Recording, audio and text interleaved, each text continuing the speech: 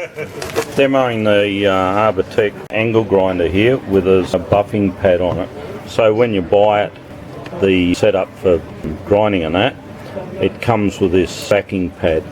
And we've borrowed this off the Mercer boys. It's just a lambswool pad that velcros on, and we're going to do some buffing. So this is how we do it. First thing, get some buffing compound. Not too much. Put it on your pad. Well, I've put too much there, but anyway, we'll be right. And then you present the pad to the surface, like so, and then you start him up.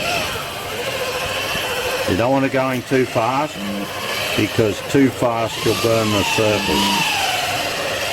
And you just work on the area, just work backwards and forwards. Don't work on too large an area. Backwards and forwards.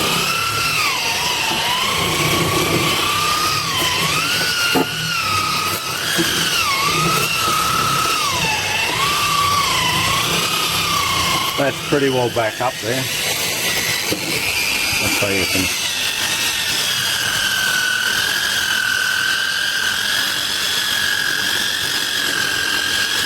And you do it until it dries out.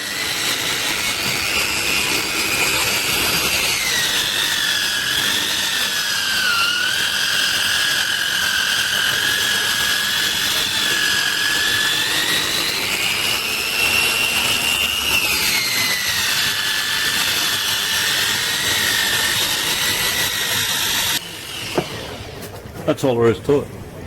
There you go. Wipe him down with our cloth. That's just one side. Yep. Done.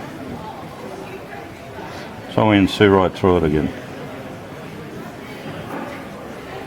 Shiny.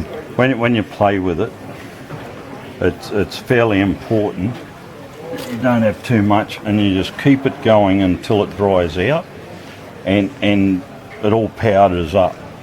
So, and once it's powdered up, it'll be cut back. If it's a bit coarse, you might have to do it 2 or 3 times.